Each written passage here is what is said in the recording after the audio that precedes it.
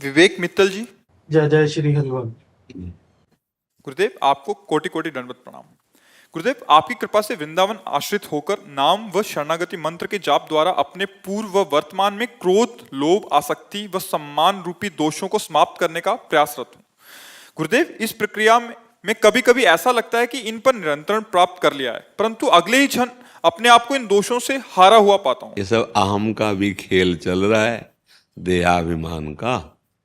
असलियत में ये प्रयास से नहीं ठीक होते, ये कृपा से ठीक होते हैं। प्रयास में अहम प्रधान होता है। अहंकार विमूढ़ आत्मा करता हमिति मन्यते। मैंने ऐसा किया, मैं ऐसा करूंगा, ये कभी नहीं सफलता प्राप्त हो पाएगी। गुरु का आदेश है, उन्हीं का बल है, उन्हीं की कृपा से ये ठीक होंगे। देखो आप कह रहे हैं ना कि एक क्षण में अनुभव कराता है मैं ठीक हो गया, दूसरे क्षण में ही ऐसा लगता है। ये सब अभी अंतःकरण धर्म के अंतर्गत हो रहा है, क्योंकि न तो स्वरूप का बोध है, न भगवान से प्रेम है। तो अभी यही सब ढांचे को मैं मानकर, जब तक इस विकारी शरीर में अहम भाव है तब तक निर्विकार होना असंभव है।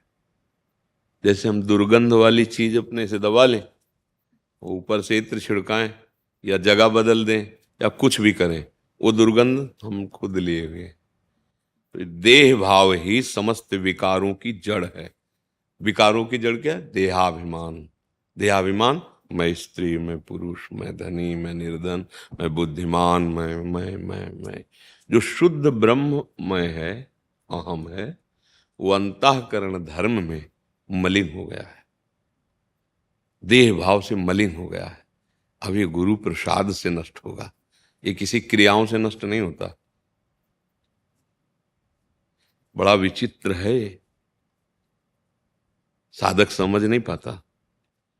करता हमिति मन्यते। आज तक किसी ने ऐसा नहीं किया मैं वो करूंगा, मैं ऐसा, ये मायाकृत है। समझ में आ जाए तो आ जाए, नहीं तो भाई ये अध्यात्म है। एकमात्र सच्चिदानंद भगवान का भक्ति के द्वारा उपासना भजन या स्थूल सूक्ष्म कारण तीनों को बात करके अपने स्वरूप में स्थित होना, ये दोनों बहुत कठिन है। इसकी यात्रा शुरू होती है गुरु चरणों से। गुरु चरणों का आश्रय लेकर नाम जप करो। गंदे आचरण जो नहीं करने चाहिए वो उनके बल से हम त्याग कर रहे हैं।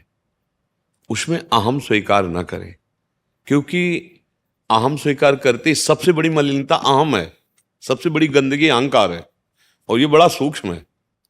खास बात, जब त्याग कर दोगे देह भाव, तब किससे कहोगे? एक ही परम तत्व तो सब में विराजमान है, ये प्रदर्शन किसके लिए? तो क्या होता है, देहाभिमानी जीव सतमार्ग का आश्रय तो लेना चाहता है, पर अहंकार जो है वो सतमार्ग में ऐसी टांग मारता रहता है कि गुरु ही पकड़ पाता, दूसरा नहीं। गुरुदेव की दृष्टि में चोर छुप नहीं सकता, गुरु की आज्ञा में मन को चलाने से होगा। श्री कृष्ण चंद्र जी से बढ़कर कोई गुरु है? वंदे कृष्णम जगत गुरुम। गीता जी आप उठाइए, गुरु आज्ञा है वो। भगवान की श्वासों से वेदों का प्रादुर्भाव आया है, प्रादुर्भाव हुआ। उपनिषद उठाइए, भगवान की आज्ञा है। भगवान श्री कृष्ण द्वैपायन व्यास देव जी के रूप में स्वयं भगवान ही प्रकट हुए, 18 पुराण की रचना की। आप उनको उठाइए, उनके सिद्धांत से चलिए। तो गुरु के इन दिव्य वचनों को केवल गुरु ही जानते हैं। अब वो क्या कृपा किए? कृपा करके उन्होंने हमारी भाषा में, हमारे दिमाग में जिससे बात पहुंच जाए, मानव रूप धरकर हमारे सामने संत वेश में आ गए। बंदो गुरुपद कंज कृपा सिंधु नर रूप हरि। है कौन? हरि। किस रूप में? नर रूप में। उनकी बात, अब जैसे आप यहां आए, संतों की बात ही तो हम कह रहे हैं। हमारी कोई उपज है क्या? इन बातों की उपज थोड़ी हुई, ये पहले से सब शास्त्रों में लिखी हुई है, सब संतों ने अनुभव किया है, वही गुरु प्रसाद से वही तुम्हें बता रहे। ये संतों की जूठन है। संत महापुरुष जो अनुभव किए, उसी मार्ग में चले, वो बात समझ में आई, वो बात आपको अब मान लो तो अहंकार नहीं रहेगा। कि उनकी कृपा से अगर हम करते तो पहले कर लेते ना। जब अहंकार रहित साधन बनता है तब जाके निर्मलता आती है। अपना पूर्वाभ्यास अहंकार का है, कुछ भी करते हैं वो दृढ़ हो जाता है। तो तिनकी संगति रहत जाति कुल मद सब नंसई, गुरुदेव की संत महापुरुषों की चरण धूलि के प्रताप से अहंकार का मर्दन करके वो अपने स्वरूप में आता है या भगवत प्रेम को प्राप्त होता है। जब रहुगण को उपदेश किया जड़ भरत जी ने, तो रहुगण ने कहा किस साधना से बोध प्राप्त होता है जो आप बोले? बोले रहुगणित तत्तपसा न याति न चेज्या न निरूपणाद गृहाद्वा न छंदसा नयु जलाग्नि सूर्यो बिना महात्पाद रजोभिषेकम। श्री जड़ भरत जी महाराज कहते ये रहुगण, ये तपस्या से नहीं होता, तीर्थयाटन से नहीं होता, एक गृहस्थ धर्म का पालन करने से नहीं होता, जल अग्नि सूर्य चंद्र की उपासना से नहीं होता है, दान पुण्य से नहीं होता। कैसे होता है? बोले ब्रह्मबोध संपन्न महापुरुष की चरण रज से अभिषिक्त होने पर होता है। अर्थात उनकी आज्ञा पालन करके मन वचन कर्म से वो जो कह रहे हैं वैसे ही चले तो ये हो जाता है। अगर संतों का आश्रय लिया तो फिर ये अहंकार न वचनों में और न अंदर विचार में। विचार में अहंकार विष है। जब हम विचार में चलते हैं तो अहंकार ही चलता है। ये कर लिया, अब ऐसा कर लेंगे, ऐसा कर लेंगे, ऐसा कर लेंगे।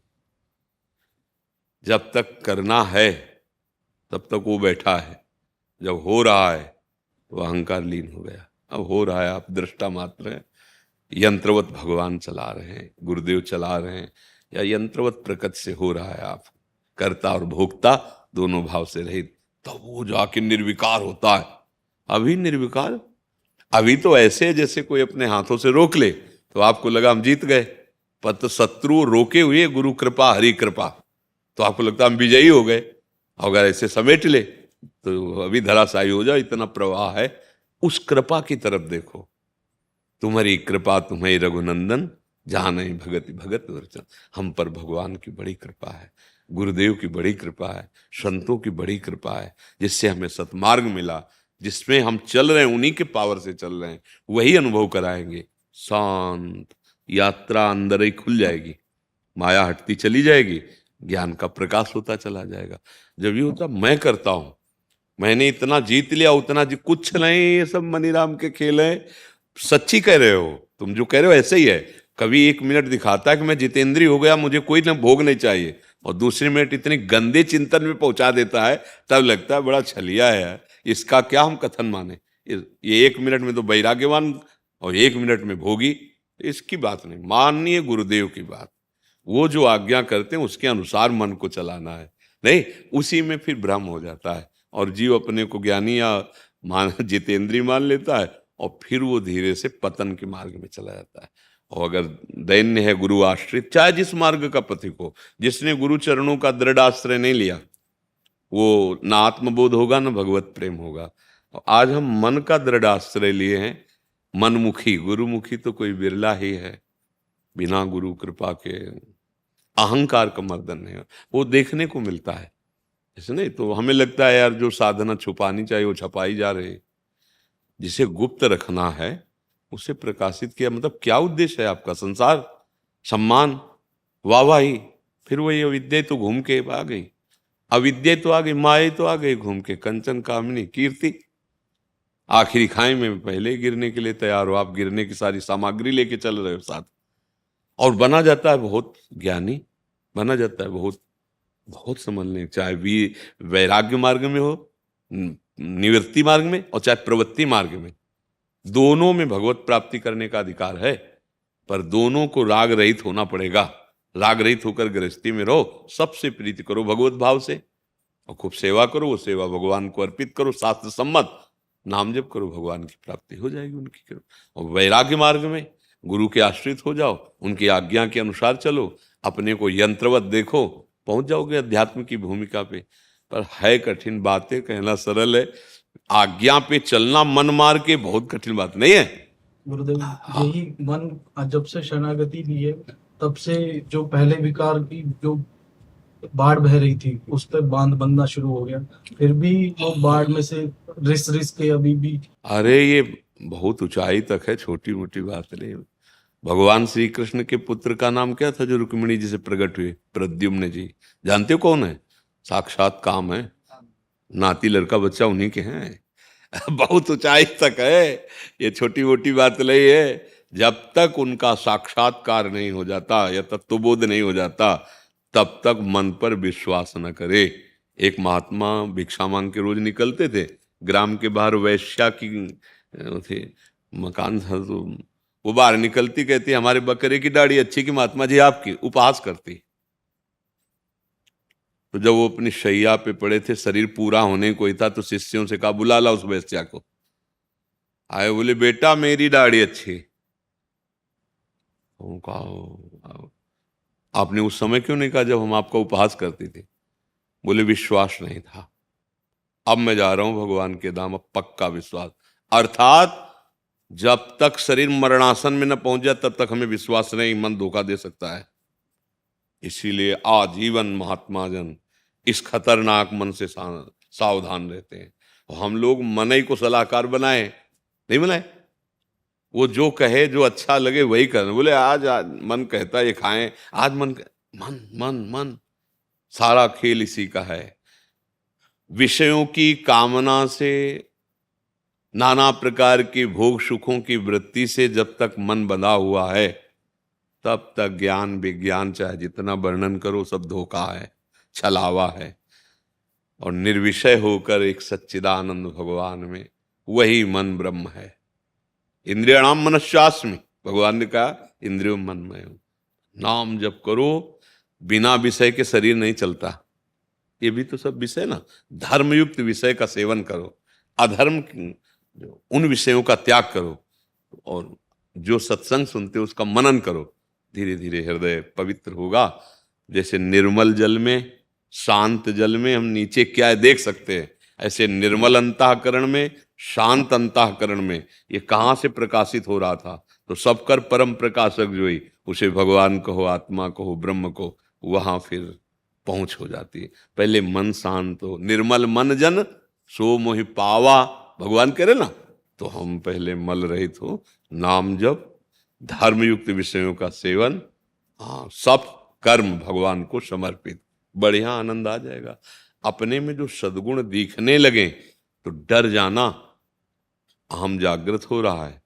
और जब दूसरों में सद्गुण दिखे, अपने में कमी दिखे, तो ये बढ़िया बात है। साधु ऊंचाई पर इसी भाव से चढ़ता है। हाँ, वो अपने दोषों के जरा से भी सूक्ष्म वृत्ति को भी पहाड़ जैसा देखता है, और दूसरे के जरा से सद्गुण को पहाड़ जैसा देखता है। और जो विपरीत मार्ग में है, उनको जरा सा सद्गुण का भास भी पहाड़ जैसा अपना लगता है, और पहाड़ जैसा दोष भी वो ध्यान नहीं देते हैं। वही विषयी और संसारी जीव कहे जाते हैं। परमार्थ का मार्ग एक अलग और सूक्ष्म है।